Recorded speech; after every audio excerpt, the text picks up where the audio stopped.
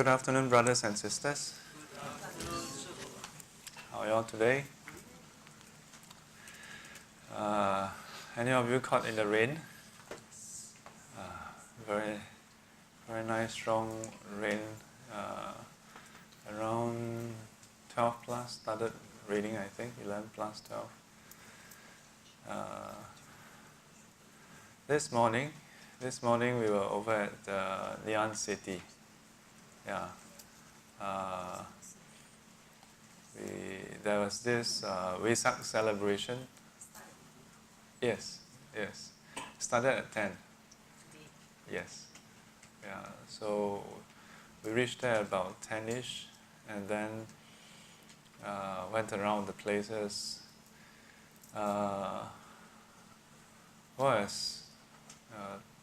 Vesak is just around the corner. This is the celebration by the Singapore Buddhist Federation. In a way, the Vesak celebration is like a gathering. Yeah, meeting of old students, meeting of present students, and meeting of future students. Yeah. As always, we have a lot of food. So those who were there in the morning with us, I think you all had a very good sitting just now. Very relaxing sitting.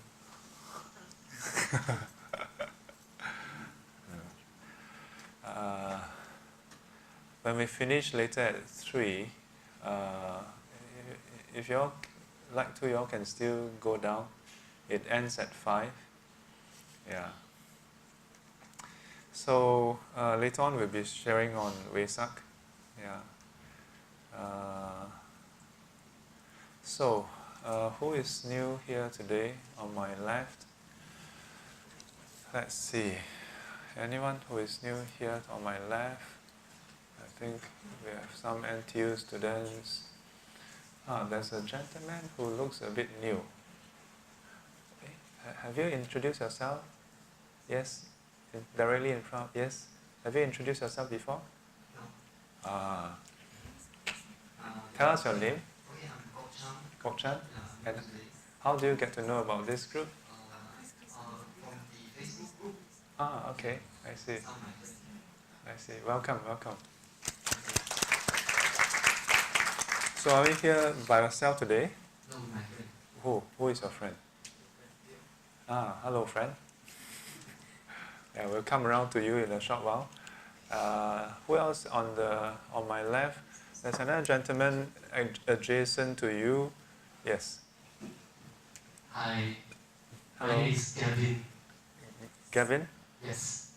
So I get to know about this from a YouTube channel. From the YouTube channel? Yeah. So you subscribe to our channel? Yes.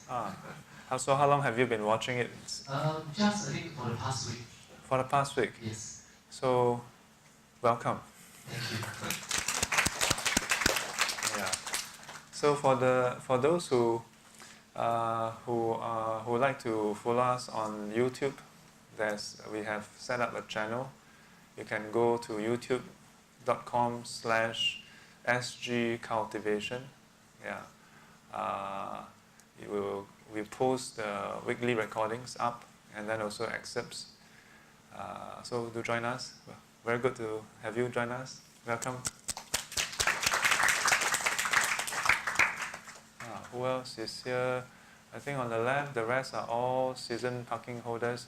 Jason, don't block the lady. Let me see the lady. Yes, okay. You have introduced before, right? You have. She said, I have. Yeah. Okay, on my right, let me see. The AV team, the rest, season parking. You all have introduced before, right? All introduced. Yes. Yeah. The lady over on my right. Yeah. Tell us her name. Civilian. I came to the library. Yes. I'm Civilian. I came to the library. Yes. Thank you for allowing me to sit in my class. No, you're welcome. Very good to have you join us. Welcome. So are you a long-time member of the Buddhist library? I didn't come for a long time. Ah, It's an old temple. I see. For about 8 years. For 8 years. Wow, okay. So today you came and then you... No, about 2 weeks ago, I resumed coming back and I signed up as a member. I see, I see. Borrowing books. Ah, good, good. Welcome, welcome. So for some of you who are here for the first time, we are having SGC at the Buddhist library. This is the second level. The Buddhist library is very special because unlike other temples, most temples these days have like a mini library. So Buddhist library is different because it is a library with a temple inside instead of a temple with a library inside. Yeah, the setup itself represents the focus on Dharma learning, yeah, and the Dharma teaching. Okay, so who else is here for the first time? The gentleman. Yes. Hi everyone, I'm Andy. Hello. I get to know from Facebook and YouTube. From Facebook and YouTube. Good, good. Welcome, welcome. Who else? Okay, we have Jen and the boys and hubby and where's Supergirl? Is she here today? Supergirl is hiding behind. Okay, and now the friend. You introduced before, huh? What's your name? Huh? Leo. Oh, okay, okay. So you are the one who texted me about the program. Okay, okay. So we'll talk later. So again, welcome to SGC, where we have short puja, short meditation, and not so short Dharma sharing, sometimes over time. Okay, so let's get started. Let's see. Yeah. Okay. So, this one is the Heart Sutra. So I'm going to start a new one.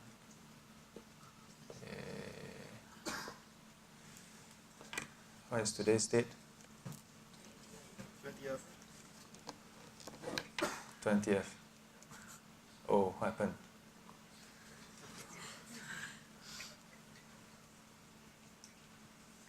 SGX. SG. Oh? Okay, I guess that will work as well. Okay, let's see. Today is the 20th.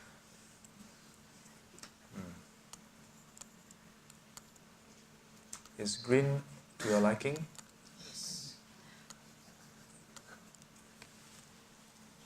Okay. So what is today's topic? Vesak.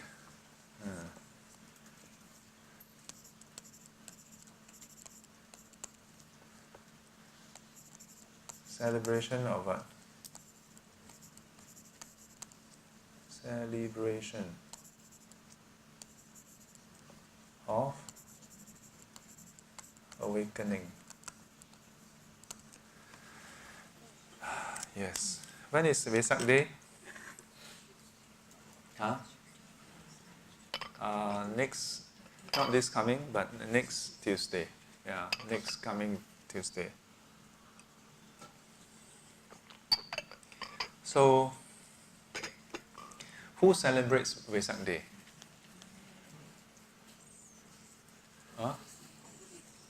You all don't know who celebrates Vesak Day? Are you all Buddhists here? Oh, today, scary. So, in almost all the major religions, there's usually some festives, some major celebration that marks either the birth or of the founder of the religion, or some event, that happens. For example, in Christianity, there is Easter, There's a celebration of the Good Friday, the Ascension, and then in Deepavali there's the celebration of the conquering of evil. Yeah. And then various celebration, like in I think coming up we have is it Ramadan coming up? Yeah. Then they have the breaking of fast. Yeah.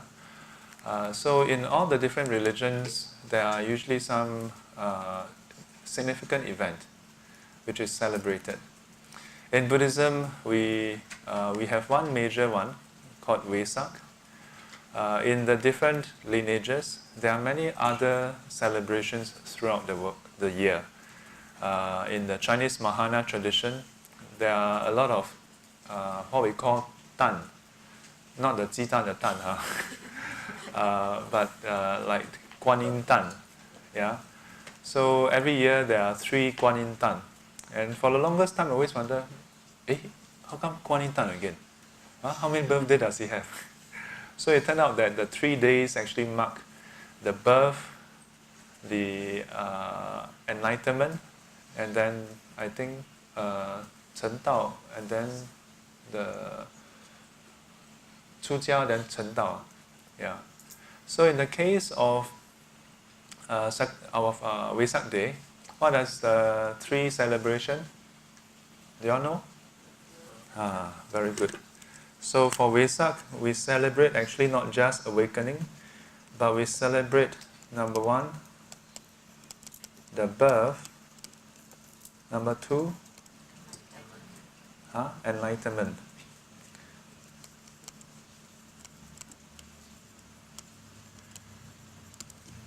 Oops, sorry, no I. Enlightenment. And number 3? Yeah, so mahaparinibbana. The final passing. Yeah, or the great passing away. So these are the 3 dates. These are the 3 events, rather. Yeah. Did they all occur on the same day? Actually, no. They all occur on the full moon day, yeah, but not all on the same day. In fact, in the Buddha's time, Vesak was not even celebrated. Yeah. You don't see in any sutta, yeah, where the Buddha say, okay, now is Vesak day. You all come and bathe me? No. Yeah. Like in the Buddhist tradition in Singapore and in many countries around the world, during Vesak Day, then we have a small little Buddha. But is that the Buddha? That is Prince Siddhartha. Yeah, Prince Siddhartha, and not the prince when he was 16-year-old, 17-year-old, but when he was just born. It doesn't mean that when he was born was this small. But we have a small figurine, yeah, with him usually with one hand pointing up and one hand pointing down, and then symbolizing his birth. I don't know whether you all saw the YouTube video. Just a few days ago, there was this YouTube video about this baby who started walking when he was born. Yeah, did you all see it? No one? You all want to check? Just go to YouTube. Baby walking at birth. Yeah, you all, I give you 1 minute. Yeah, I know a lot of you sometimes during Sifu's talk, talk halfway, talk about ghosts, pay attention. Yeah, but when talk about 4 Noble Truths, Eightfold Path, check handphone, reply messages. And now I let you all have a chance to check your handphone, okay? Go to youtube.com or run your YouTube. See whether, did anybody find anything? Yes. What is it? Newborn baby walks immediately after birth. So okay, can you all share the link and then I can maybe try to play it here. You all need to give me the Someone give me, no, I just need the internet connection. Oh. Okay. Lie. Oh, this is the password. Wow, so complicated one. Okay, I changed. I changed to 11223344. The most difficult password. Alright, I changed already. Okay, wait. But I need to see whether I can detect. Oh. Today the Wi-Fi not happy. Huh? Let me see.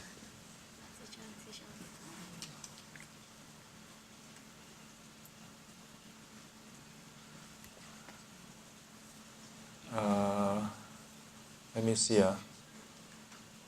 Did you manage to find it? Most of you found it? So let me restart my this.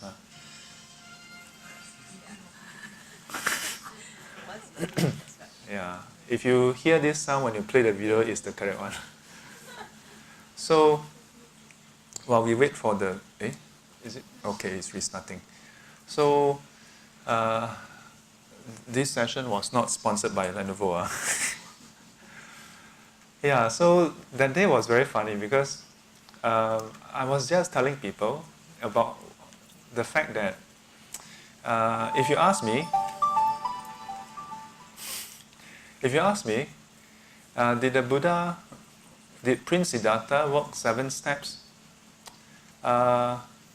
If you ask me about the sutta, in one of the sutta, the Buddha did describe that. Yeah, that is something unique, and amazing about the Buddha. And in fact, seems like all Buddhas will do that. But if you ask me as a person, I really don't know. Yeah, because if you ask me by the sutra, I have to tell you, sutra say that. Yeah. Do we have any video of the Buddha walking 7 steps? No, because in the Buddha's time, we don't have YouTube, we don't have internet. So there are some people who ask the question, so did the Buddha really walk 7 steps? And I've been telling people, maybe yes, maybe not. And of course, for many Buddhists, when they hear a monk say this, they're like, especially like now we are second one, and then of course our magic password.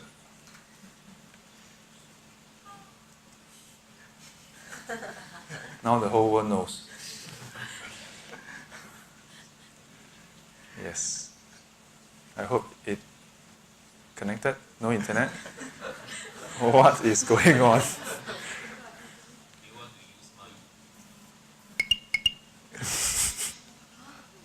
Connected? Connected already. Oh, okay, connected. Okay. Ta-da.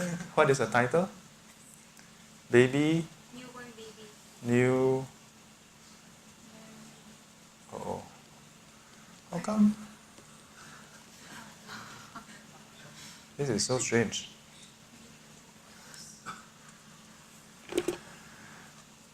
Okay, let's see. For some strange reason, when we are connected to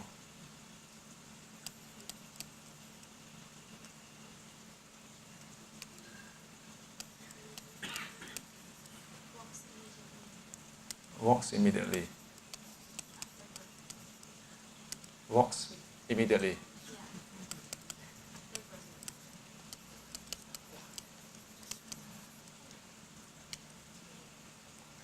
Okay, moment of truth.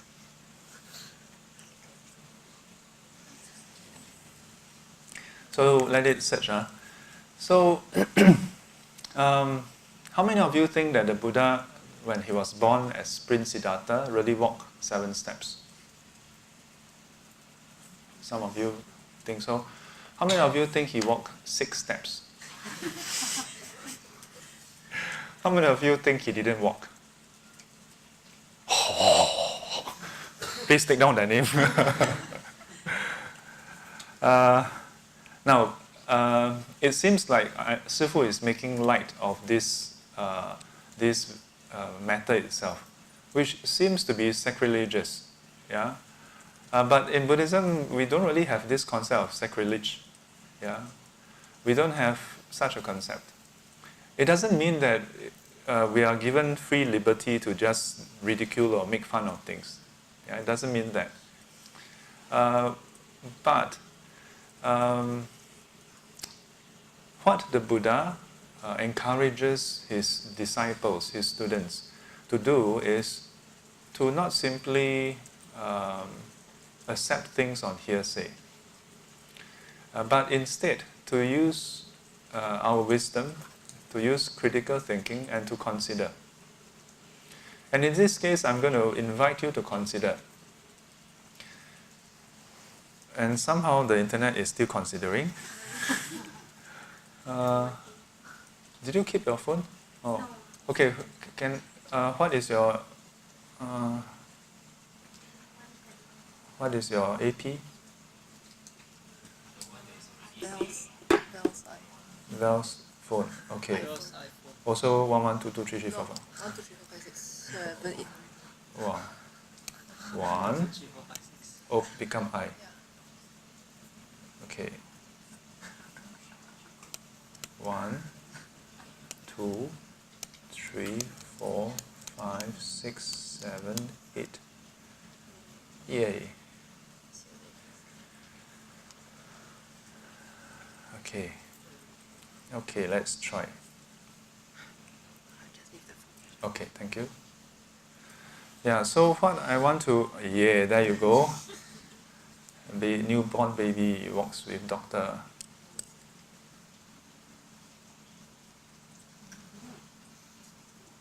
Check it out. Not as amazing as I thought it would be.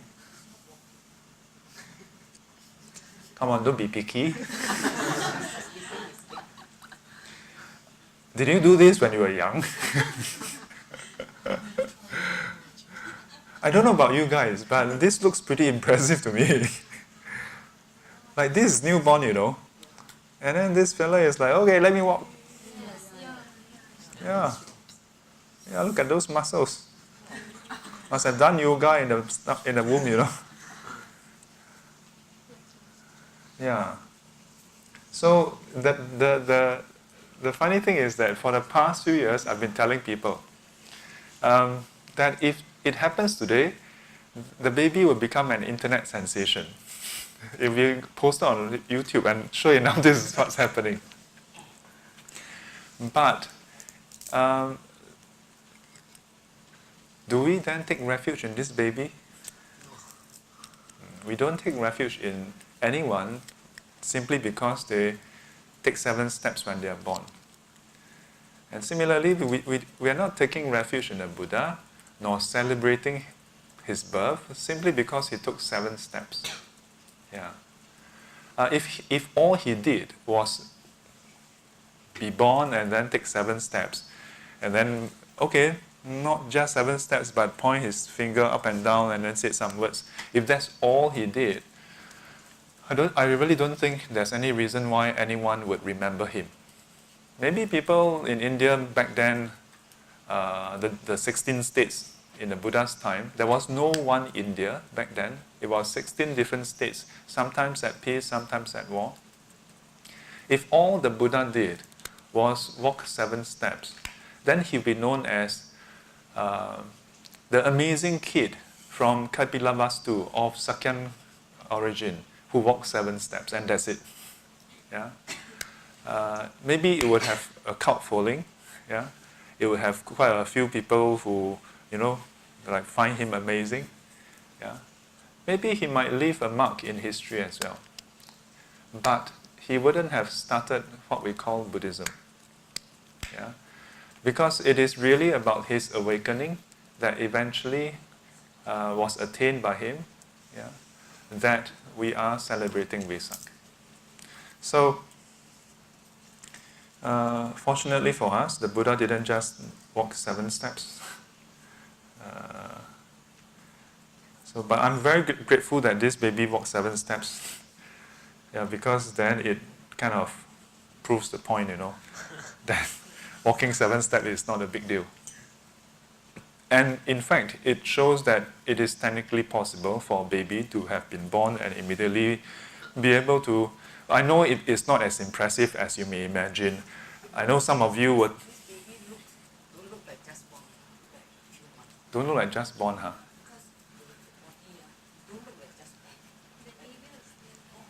The neighbor is still there. The umbilical, but the umbilical cord is still. Look like he's very few months. No. But do you hear what she said? The umbilical cord is still there. It's not that I don't believe. I say the baby looks very up, very mature. I Oh. believe he's just born, but I say his body is big, looks very like a few months. Oh, so now you are saying that he looks like he has been born for a few months, but you his do, body, huh? I know he's just born. So you do agree that he's just born lah? Yeah, I do. He looks very like few months. Maybe he stay inside for a few more months, train himself, do some sit-up. So you see, even when you have a video, there can be question mark about whether it's really newborn. Yeah. So even if you have a video of the Buddha walking 7 steps and then hand up and down, there'll be people who may still ask, hey, you sure or not? Maybe use Adobe and then, maybe it's a camera trick. Yeah. So, this baby shows that despite the need for the doctor to support him, the baby was able to kind of take a few steps. I don't know whether, did you count 7? Yeah. But that's really not the point. So, we celebrate the Buddha's birth, because his birth is very unique. Yeah, not just whether he takes 7 steps, but that his birth didn't then bring about the usual process of growing up, settling down, and then doing what everybody else do. Yeah, but his birth brought about this whole sequence of events, where he was to become the prince that we read about. He was to, much like many people, actually get married, have a child, and then at some point even was offered the kingdom. And at that point, then he went out of the palace. He requested for permission from his father, King Suddhodana, to exit the palace.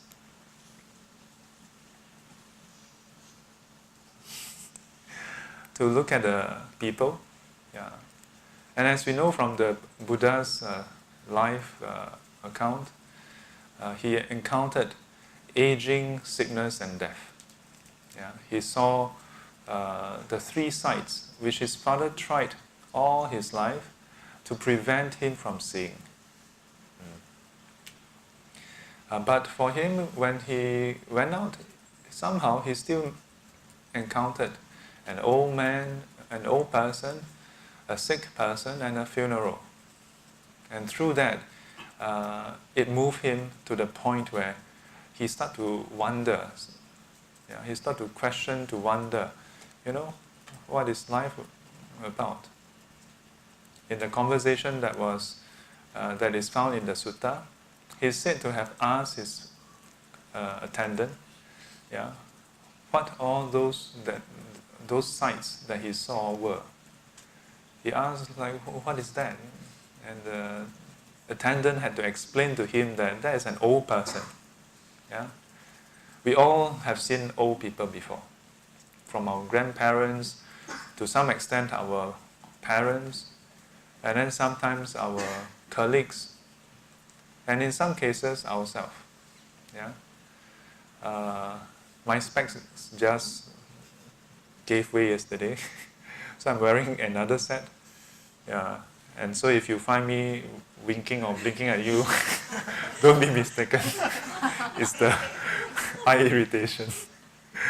And if you see me keep doing this, Yeah, it's because I'm having the long-sightedness as well, and then this, some things can, yeah, the signs of old age, yeah, the very signs of old age. So while we experience old age ourselves, yeah, or see old age happen to others around us, as we celebrate Vesak, we should consider,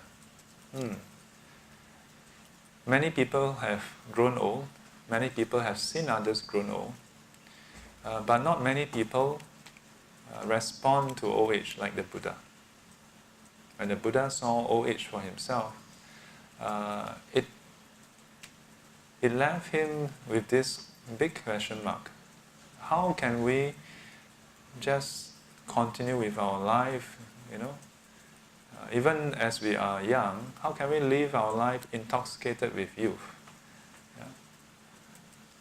Knowing for a fact that old age will come to us, and yet do nothing about it. And the same goes for sickness and death. Yeah. A few days ago, I visited a student's wife, stage 4 cancer. Yeah. Almost on a monthly basis, I get invited to do hospital visits. Yeah. 12 years ago, when I came back from US, it was not so common yet. And over the years, yeah, starting to become more and more common.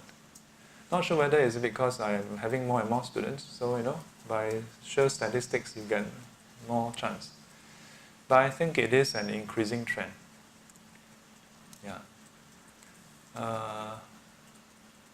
I'm not saying this to to douse your spirit, yeah. But to highlight that, since the Buddha's time until now, aging, sickness, that's part and parcel of life. Yes, modern medical science has made advancement by leaps and bounds. Yeah. Perhaps one day we may even conquer sickness. Yeah. One day we may even conquer old age. Maybe they may find out the secret behind the mitochondria and be able to prevent it from burning up its fuse, and so that all our cells will continue to be healthy and strong. Yeah. So there was one year in SBF, during the class, one of the students asked me this question as I was going through the Four Noble Truths and Eightfold Path and stuff. And then she was like, "But Shifu, nowadays modern science is very advanced, genetic engineering and the genome project and stuff like that. What if they can decode the whole sequence and then we are able to cure aging and even death?" Yeah, that got me thinking. I never really thought about it. But as I was thinking about it, I'm thinking,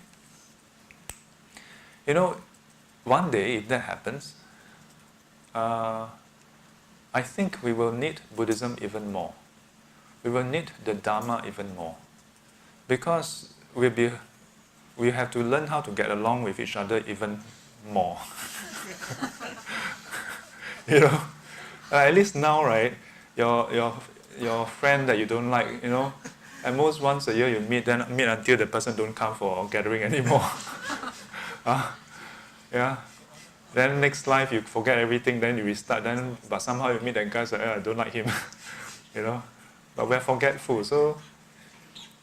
But if we get to live longer and longer, then I think we need the Dharma even more. 现在是 on lah. Yeah, they are all very hot today. Is it warm? Behind they are quite okay. In front, because I usually ask them to switch it off. You know why? Because it's yeah, but it's quite warm for you all. Yeah. After all, you are wearing one T-shirt. I'm wearing 3 layers here. Yeah. Yeah.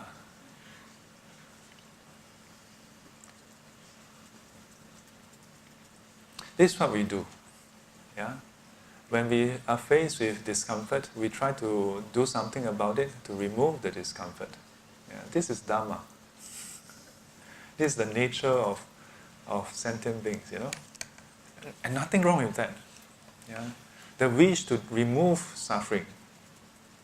Yeah? There's nothing wrong with that. But two things. One, sometimes we are so used to changing the outside world that we think we can change the whole world in order to placate whatever whims and fancy we have. Yeah. And then we forget to change ourselves.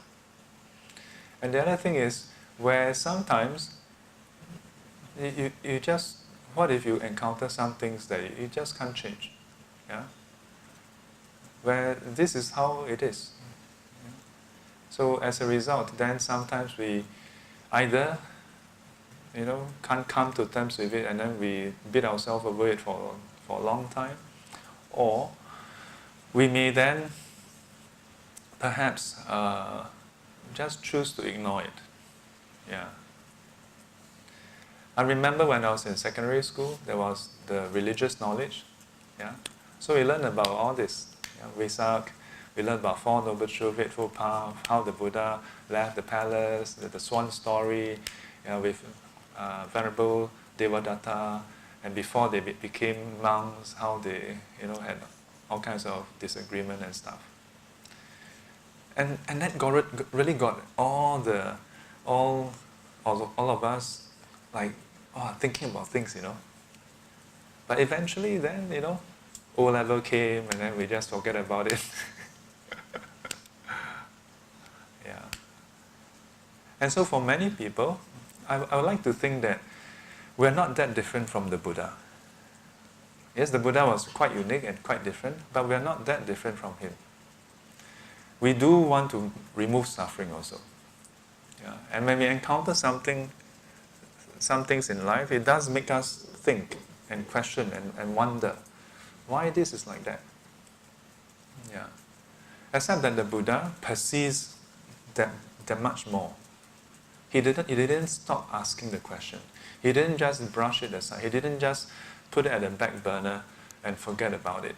Yeah. He didn't just get on with life and see what happens. He decided to investigate, and investigate he did.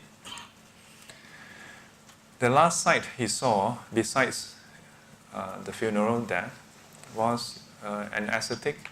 And when he saw the ascetic, it was not a Buddhist monk, because the Buddha haven't attained Buddhahood yet. It was one of the ascetics. But even then, just through Chanda, he gleaned that, interesting. So the approach to life is not one-sided. It's not simply, because there's all this suffering, so let's just enjoy ourselves. And then, if we douse ourselves with enough enjoyment, then we can forget about all this suffering.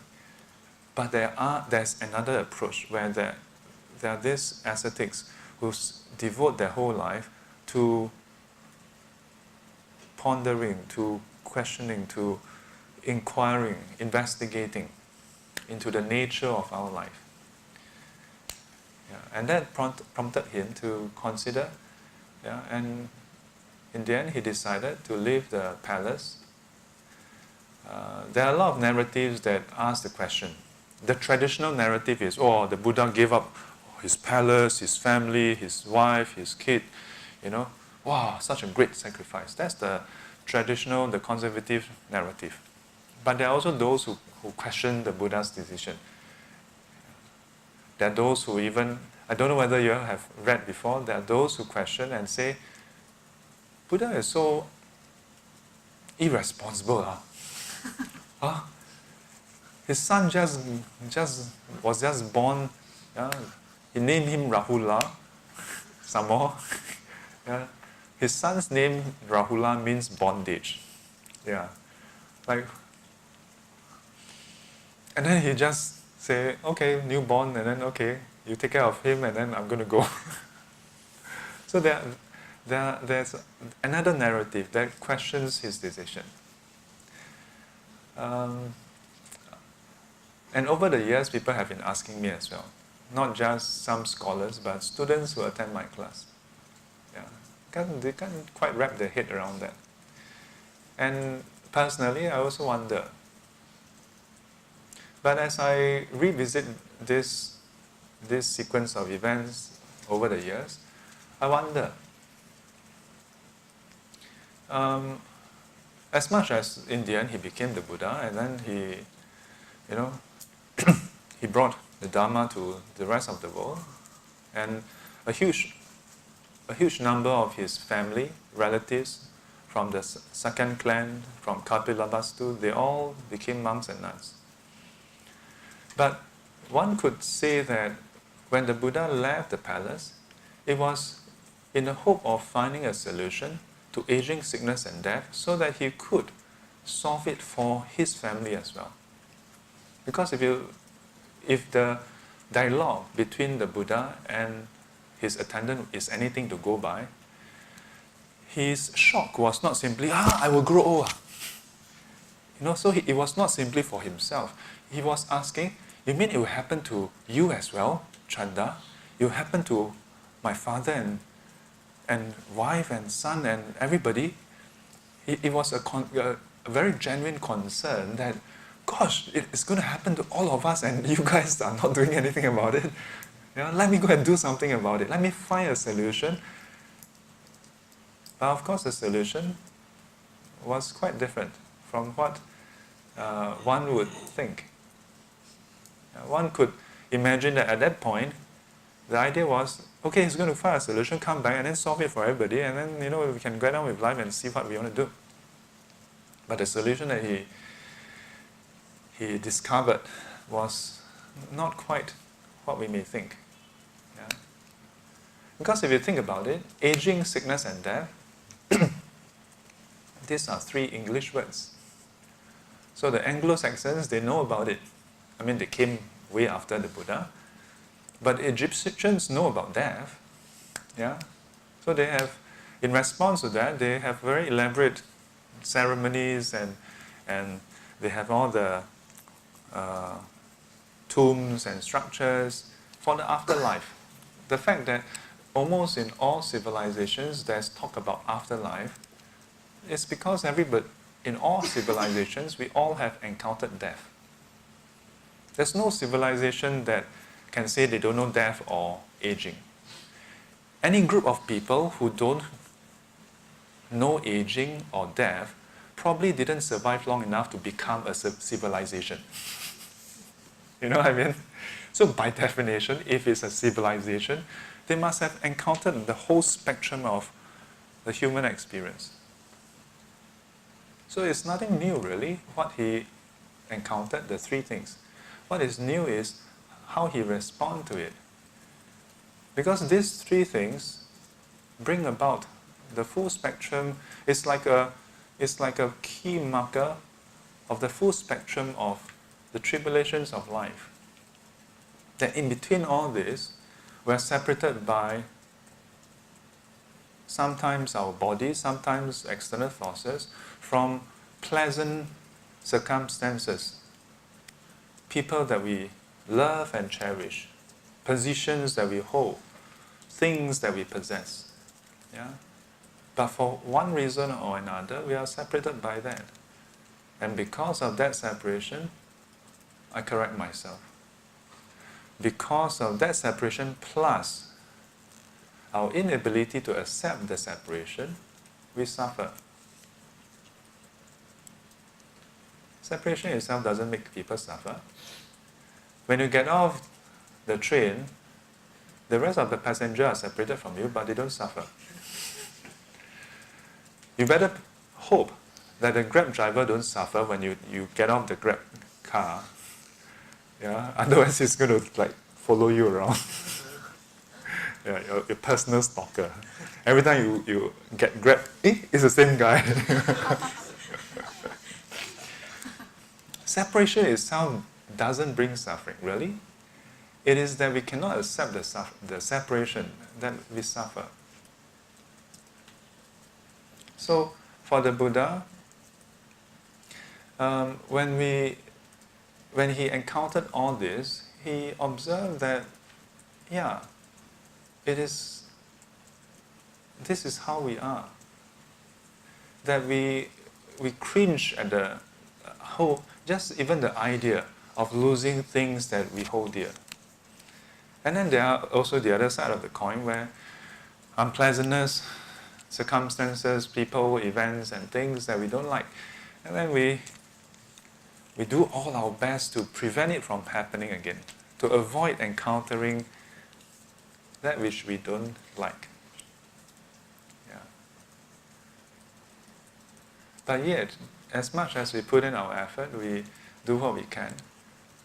When there are conditions, it happens. Yeah, Chinese encapsulate this with one word: 冤家路窄. 冤家路窄, 4 characters. You have to give it to the Chinese. I mean, we are Chinese, but the Chinese who came before us, like just 4 characters. 冤家路窄. Yeah. And in response to all this, he observed that, well, there's no way around it. Yeah, it's not about these circumstances. It's about how you relate to them. And that is what is new. That is what is unique. But that is to come only later. Yeah, like the rest of the world, when we encounter all this situation, we are not happy. Yeah, and he went through. He learned under different teachers, but none of them proved to be satisfying or really coming up with a solution. And ultimately, as we know from his account, he sat under the Bodhi tree and meditated. I'm kind of skipping over the whole 6 years because I think every year we talk about the same thing, Like, how many times do I have to tell you the whole story? Surely you must remember something. Yeah. But in case if any of you are new and not so familiar with it, just search online. What did the Buddha do in the 6 years? Yeah. He wasn't in some Bahamas island like drinking lemonade and then, not time yet, 6 more years. Yeah. He tried, as how ascetics went in those days. He tried all the different practices. None of them work. Yeah. So ultimately, he remembered how he was able to meditate when he was much younger. And of course, there's the famous father and son, the string instrument on the boat, that account. And that gave him an inspiration that he should avoid the extremes of sensual pleasure and extreme asceticism. He meditated, quietened his mind, until his mind was so focused and subtle and malleable. And then he directed his mind to observe and to see, so where does aging, sickness and death come from? And as he observed, he saw his own life, his past life, the whole sequence. And so I've been sharing this crazy idea that in a way the Buddha was into big data way before there was big data. You think about it, the description was he saw his past life, many past life. There he was of this name, of this clan, he was doing this, he was doing that, and so on. And then, not just his own life, he saw other sentient beings, how others live, and it was massive big data, So from this big data, he observed certain patterns emerging. Yeah. He observed that he or she, whoever would experience aging, sickness and death, they may have lived different lives, they may fall sick over different reasons, then they may die over different circumstances, but the one common theme that thread all of them together was they were all born. Now, of course, you're like, yeah, duh. But that's a very crucial data point link. And it is that, yeah, as absurdly blatant and obvious as it may seem, but he was the first person, and so far the only person who uniquely identified this data point and say, yeah, and not just in one direction, but the other direction, that he observed anything or anyone, human or otherwise, who is born cannot escape death. Aging and death cannot escape. Some beings in some states, maybe they don't fall sick. Yeah, but aging and death are inescapable. And so it was a two-way direction, two-way relationship. That birth is identified as a condition for aging and death, and then likewise, anyone who goes through aging and death must have been born. And this is the start of a sequence that he observed. But wait, just observing this doesn't solve anything, because he was trying to find out how to put an end to aging, sickness, and death. And with it, then, the whole tribulation of life. So as he observed that, it was about what causes, what is the condition for it to arise. So he ended up with birth. Fortunately for us, he didn't just say, let's all stop giving birth. He went further, and he observed, and he questioned, and he looked at it and said, he observed that there are beings coming into existence. In the technical sense, we call that yo, or becoming, bhava, coming into existence. There must have been some beings coming into existence, then there's birth. So you cannot simply say don't let people give birth. Because as long as there are beings coming into existence, these beings coming into existence will find some way to be born. But why would anyone come into existence? And he observed that, well, because these beings have something to cling on in this world. All kinds of clinging. Cling on to sensual desire, cling on to existence, cling on to non-existence, cling on to views, cling on to the six realms, all kinds of clinging. All kinds. Okay. So you cannot just stop it here or there, because as long as there's some precursor condition, you have to stop it, stop the precursor condition. And then from the clinging, he was like, okay, he observed again, and this further brings us to craving. That there's a strong level of want and desire to the point of craving for things, that then results in that strong attachment and clinging onto things. And of course, for many of you, this will suddenly become very clear that, this is none other than the later part of the Paticca Samuppada, the 12 links, dependent origination. When we were in secondary school learning RK, we learned this as the 12 links, and we have to memorize it. Because for the RK exam, you have to write down the correct sequence. You cannot just write down the 12 in the wrong sequence. You'll be penalized. Did we have to write the Pali term?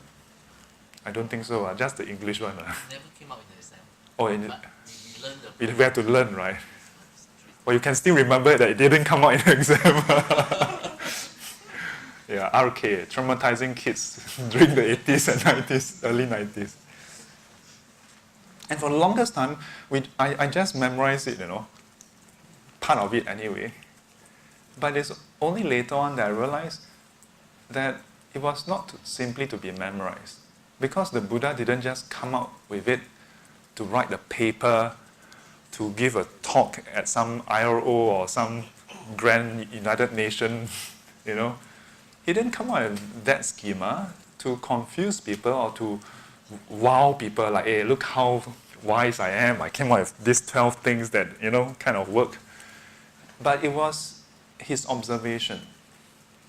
And this sequence were to continue with, why would anyone want things so strongly to the point of craving? Simply because the person have experienced it. And the experience may be pleasant, may be unpleasant, may be neither pleasant nor unpleasant. In the Pali term is Vedana. Yeah? Loosely, usually translated as feelings, but more like sensations. Shock. And then, but Buddhism is not simply about not having contact, not having, like hiding yourself in a cave. Yeah, the Buddha didn't hide himself in a cave. Occasionally he would retreat himself, but he would go on alms round, and he even forbid the monks from not going for alms round. That they must go on alms round. Yeah, they cannot just go and farm and then seclude themselves from everybody. They can't. So to experience something, there's a precursor to that, precursor condition, and that is the six sense bases. The six sense bases, eye, ears, nose, tongue, body, and the mind. Quite a lot of things are Buddhism. Xiong. No wonder the numbers are going down. Not exactly an easy religion. Yeah, Buddhism is not an easy religion, really. I mean, if you want to really take it as a practice. If you take it as a... There are many different levels that people take Buddhism as. Some people ask me, today did someone just ask me, is Buddhism psychology? And I'm like, well, Buddhism predated psychology. The Buddha was all about the observation and the study of the mind. Yeah, inquiring, looking at how our mind, given the same circumstances, we all produce different experience. Some happy, some sad. Yeah? In a football match, one team win. Yeah, but the same sequence, the same event, different people feel differently. Yeah? Some people are happy, some people are sad because they bet on the right team. Then some are ambivalent because, they don't care.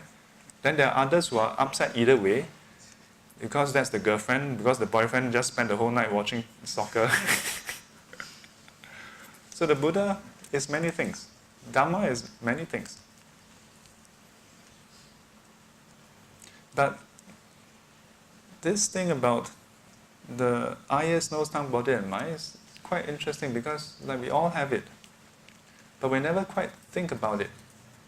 We think about what is outside. Yeah. Buddhism is not about cutting off the senses. Yeah. But how you relate to what you come into contact with. Yeah. So with six sense bases, there's contact, then there's feelings. Yeah. But in between is how you relate to what you have come into contact with that makes the difference. The Buddha didn't go around with his eyes shut. Even as much as the carving, sometimes you're not sure whether the eyes are open or shut. But trust me, the Buddha walked around with his eyes open. Yeah. And the Buddha interacted with people. In fact, in one sutta, the Buddha even said, if you respect the Tathagata, because he wears the roughest, coarsest form of robes, then you shouldn't respect the Buddha because he don't just accept the poor quality robes. He accepts any kind of robes. Yeah? There are those that is of fine material, those that is of poor material. The Buddha said, if you respect the Buddha because he eat the least, he said, now you shouldn't respect the Buddha because there's someone who eat even lesser than the Buddha now. Although when he was practicing extreme asceticism, he went to even just one grain of sesame. The Big Mac? And then there's a sesame on the sesame bun. And sometimes when you eat, then you get stuck here, then you're like, oh. And that's how much he eat for a day. I mean, when I was in secondary school, I just think, oh, that's really little. It's only years later that I thought about it seriously, and I'm like, you mean the seed that gets stuck in between my teeth, that's what he eat? But eventually, when he attained enlightenment, even before that, he accepted Lady Sujata's offering. And that's why the 5 ascetics abandoned him, because they thought, gosh, You endure for 6 years and then now you just like, what? Start eating? And that's the thing. The Buddhist practice is not about that. It's not about torturing ourselves. It's not about pursuit of worldly pleasure as well. We are like the odd kid around. Not this, not that. Then what are you? Just not this, not that. But the Buddha gave it a name, the middle way, which he wants to describe in full detail to the 5 ascetics after he attained enlightenment, known as the Noble Eightfold Path, or I would translate as the enlightening Eightfold Path. Yeah. Arya Atta Magga. Yeah. 八圣道 or 八正道. And the interesting thing is that as much as that's the first teaching, and that's the Four Noble Truth Eightfold Path is really the core, other than the batches of us who went through RK, most Buddhists in Singapore actually don't know about that. Yeah, such irony. But fortunately for us, he gave the full teaching. And so if we look at the sequence up to that point, the 6 sense bases, yeah, is where we all are currently at. And then he went further, okay, but how did this 6 sense base come about? And then he observed, okay, anyone who have gone through the birth process and then where the mind and body start to develop and mature, then would eventually serve as a condition for 6 sense bases to reach completion. And so mind body, nama rupa, is the basis for 6 sense bases. But then you observe, but why would then just pop up nama rupa? Yeah, mind body. It's because of the rebirth consciousness at any particular life. Yeah? The first instance of consciousness arising for that particular life. And of course then that in turn is driven by karma from past life. And then we come to the first link, which is ignorance that drives our action, drives our karma, propels us through lives after life.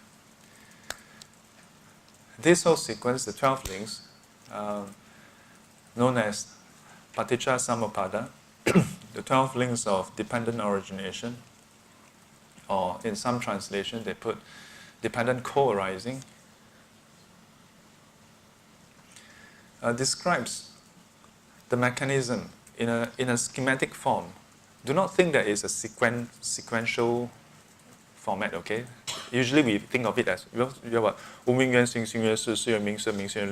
it's a sequence, right? Yeah.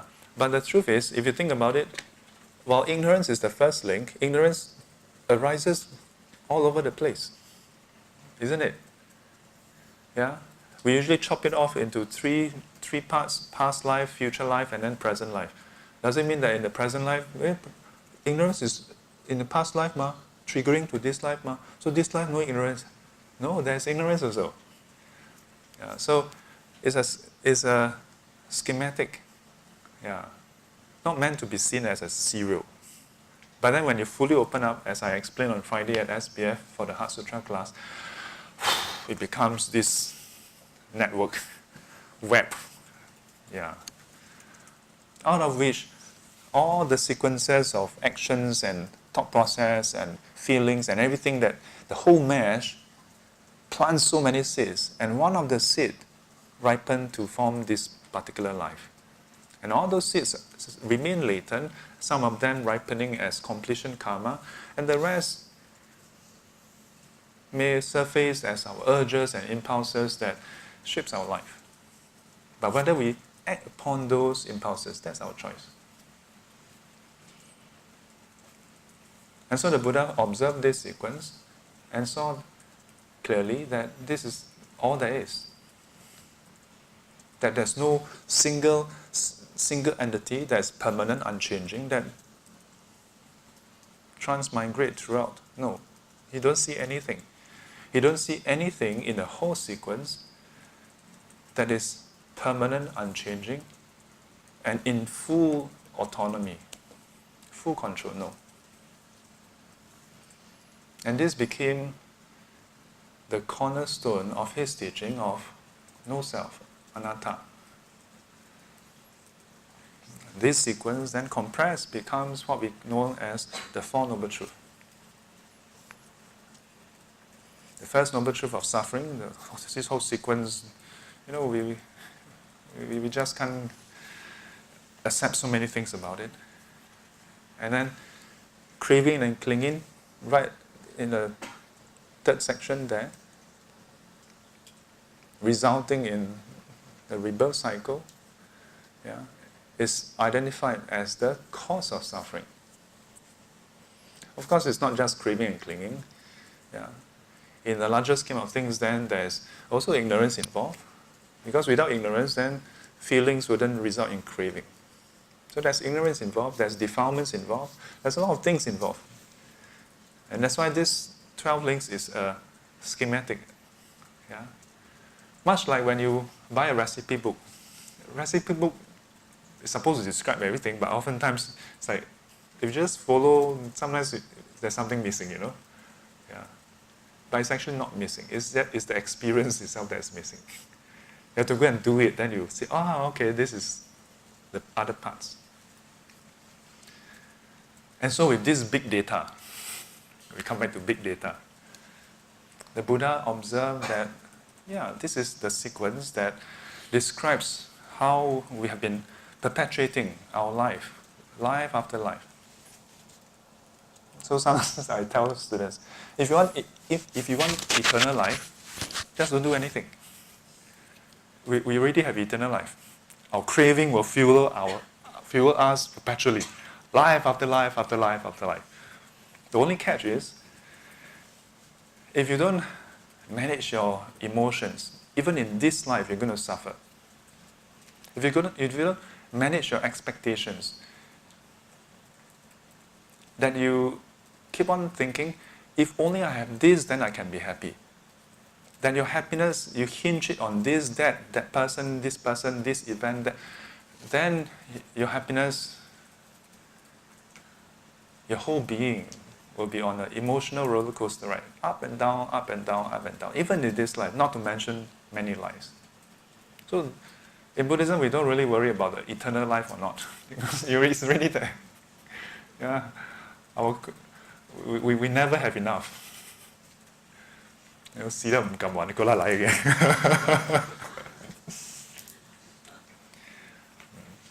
The question is, in the meantime, while we are still coming around, how do we come around in a way that is perhaps less abrasive, for others, perhaps more constructive, more loving, more caring? How can we leave a more positive impact on ourselves and others, to leave this world better than you found it,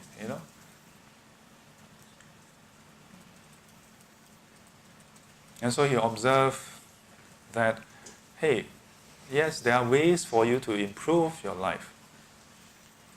And so the Buddha didn't just teach, everybody come, tong tong tong, tito tito, become monks and nuns. Of course, if you like, please see me after this, I'll give you the form.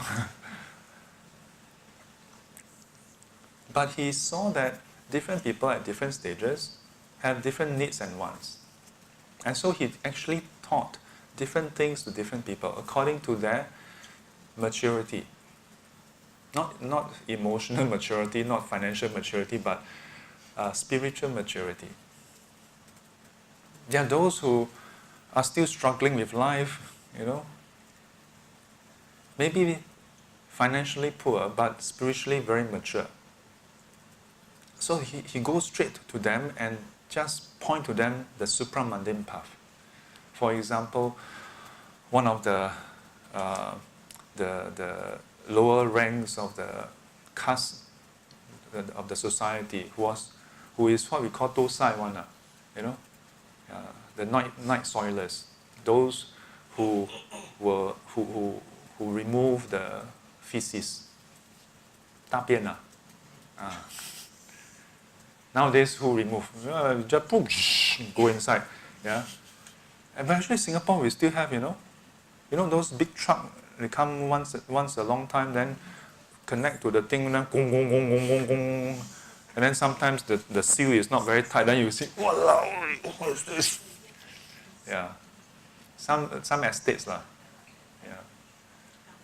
Honestly, if you ask me how the whole sewerage system works, I don't really have a clue. But I've seen those big trucks before. But back in the Buddha's time, there was this guy who is doing that work. And so the Buddha went to see him. But that guy didn't know. So that guy saw the Buddha coming. And mind you, the context is, the Buddha was known as a prince. Yeah? So before he was the Buddha, he was already a prince. Like people look up and say, wow, he's somebody in the society, Recently, one of the prince got married, right?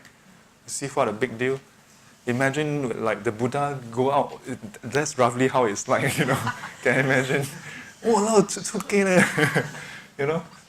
So this guy who is the night soiler, when he saw the Buddha coming, he quickly stepped to the side alley and just stand there, waiting for him to pass. Then Buddha turned around and come and look for him. He said, hello. Then Buddha asked him, like, what is your life? What does this amount to?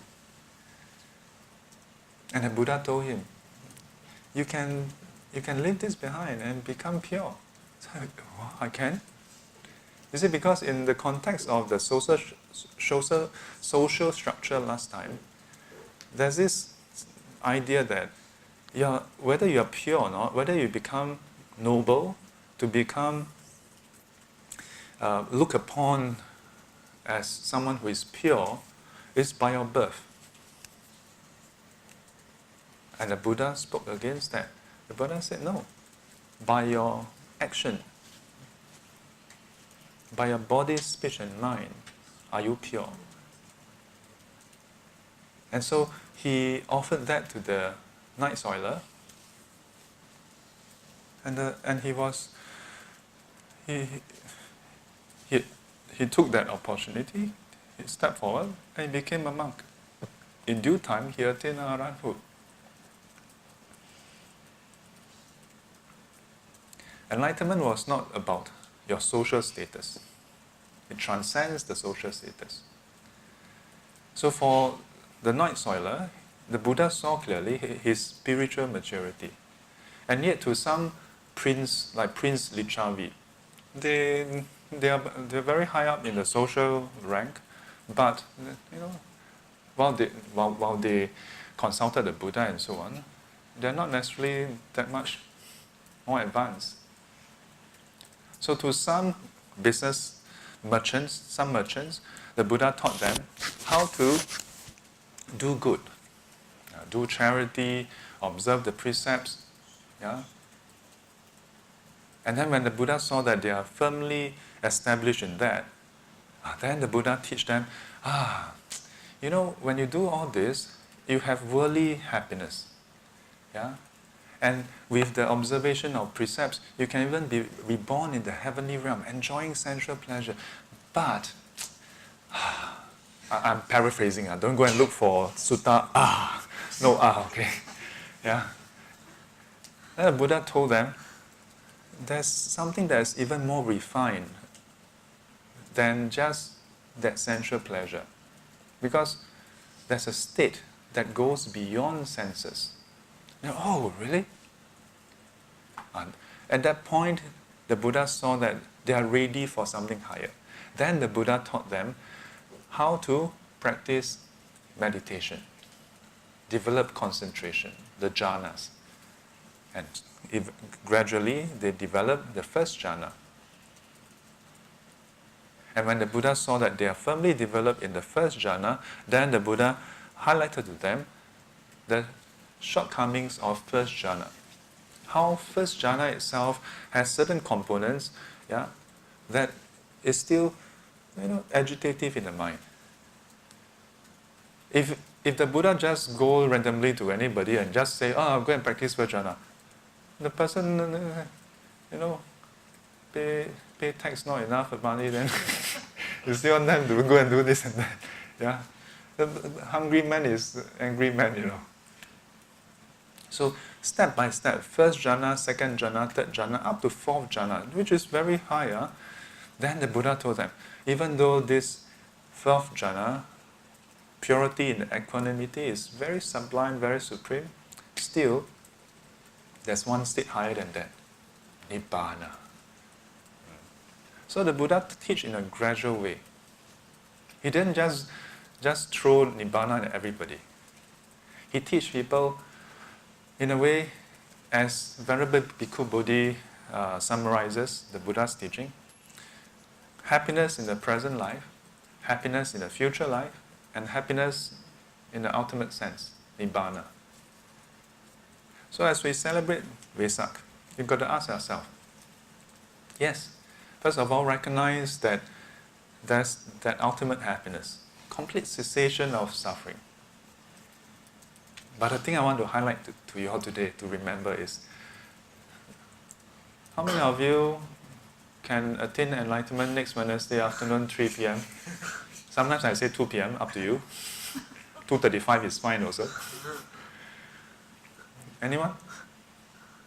Like what if I can snap my finger and then next Wednesday, 2:30? Anyone? No one. Even, let's say I know I can't, but let's say I can snap my finger. How many of you would like to? Still so, okay, more. But unfortunately I can't.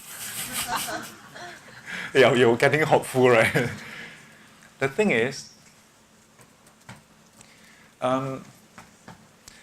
because statistically it's a bit low, and practically it's a bit tough, so as a result, sometimes for Buddhists, before we learn Dharma, it feels like, Buddhism very good, teach people to be good, and then look at Buddha, it's quite nice, feel very poppy. Yeah. If not, you can have and furthermore, in Buddhism, have so many choices. You don't like Sakyamuni Buddha, you can look at Amitabha Buddha. Don't like Amitabha Buddha, can look at观世音菩萨.观世音菩萨, not interested, Dizang Pusa. So many choices. Just pick until you find one that is suitable. Yeah? But all is well until you learn Dharma. Then you're like, cannot just buy. So I want to tell you this. First of all, ultimately, yes, enlightenment, but you've got to ask yourself, realistically speaking, where are we? And then ask yourself, are we sufficiently established and developed with happiness, proper happiness? Yeah? Happiness that doesn't involve harming people in this life. Go for that first. Go for the low-lying fruit, as I always tell people. Yeah. You aim very high. Ultimately we aim for the enlightenment. But if that's all you go for, and then you don't get it, then you're like, burn out, Yeah. After 3 days, Shifu, doesn't work. Some students, they attend my classes or they go for some retreats or classes, and then after a while later, then they tell me, Shifu, doesn't work. What doesn't work? Meditation. What do you mean? I tried to use it on my anger, cannot work. I tried chanting also. I tried mantra, I tried this, cannot. So how long have you been trying? A few weeks. A few weeks, then you... some are even worse, I tried 3 days, then...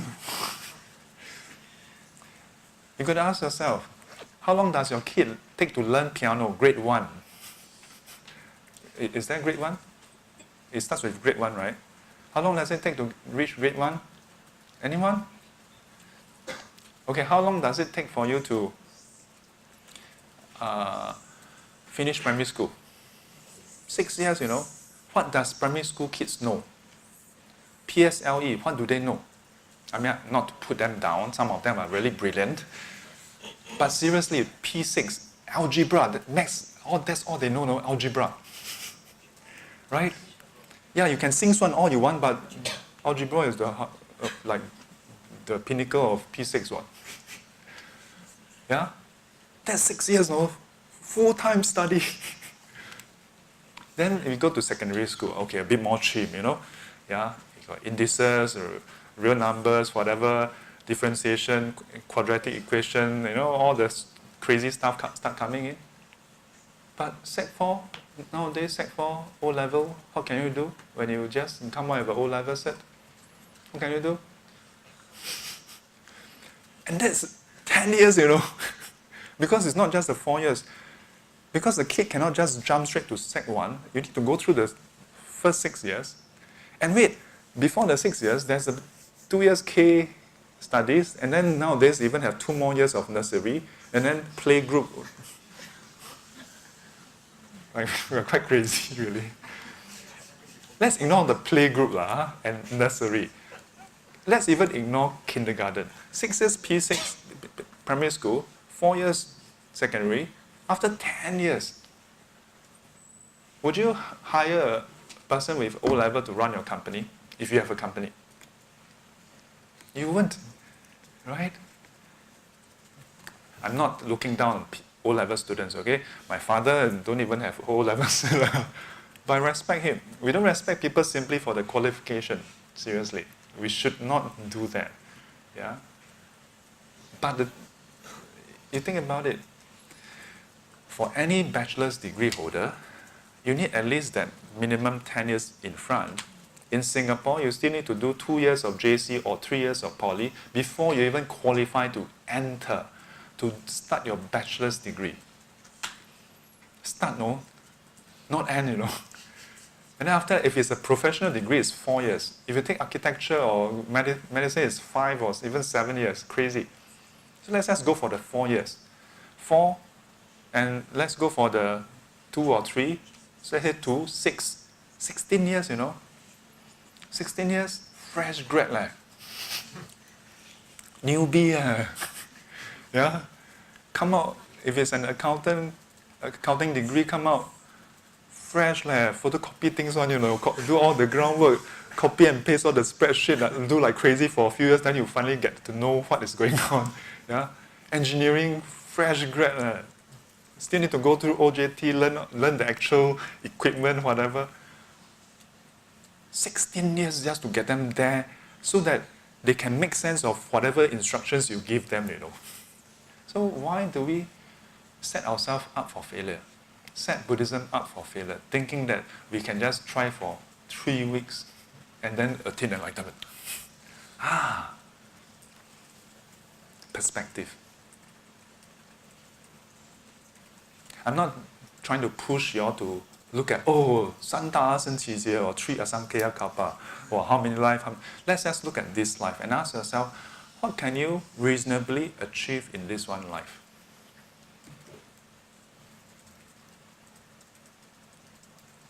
This is not a rhetorical question. I want you to really think. Yeah. Today's topic, celebration of awakening. Because when the Buddha attained enlightenment, it was not a one-off event.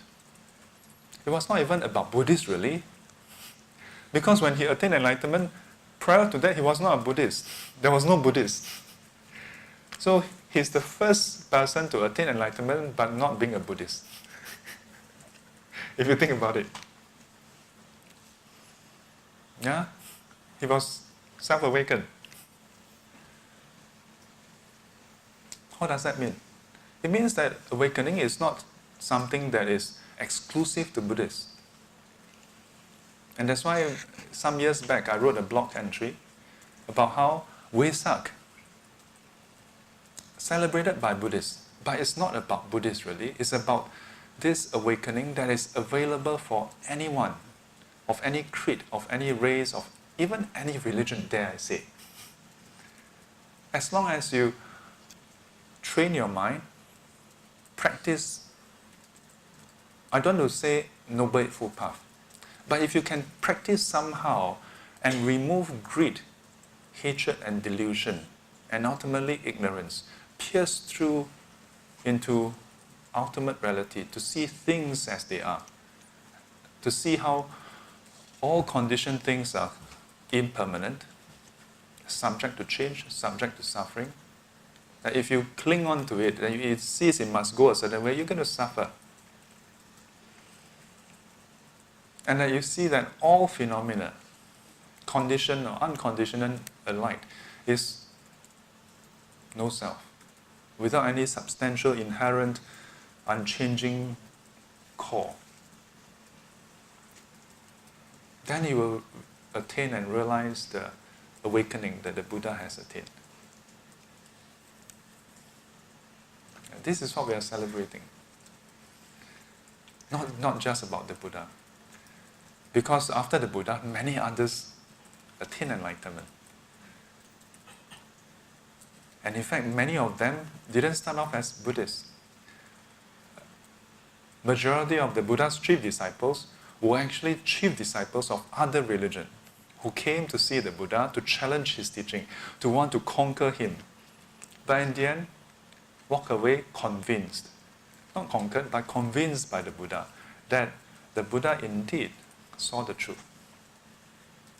And they took refuge under him. We are not celebrating conquering of other religions. We are celebrating the conquering of suffering, the vanquishing of defilements that is available to everybody. Isn't that beautiful?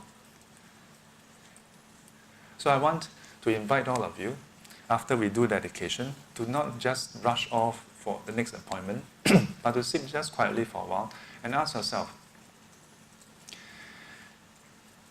like every year we have birthday celebration, and then, we make a birthday wish. Ask yourself, if you have a life wish, what is the one spiritual progress? What is it you can attain spiritually? I mean, we plan a lot, yeah? Our career, our academic, our social, our family life. We make plans, fine and good. Those are important. I mean, you need to make all those plans, yeah? But ask yourself, if now you're to sit down and stay just 5 minutes after the dedication, and then make a plan, your spiritual goal for this year, and extend it to this life. Don't go beyond this life. I mean, next life, I don't know where you're going to be born. Huh? But just this life and this year, what will it be?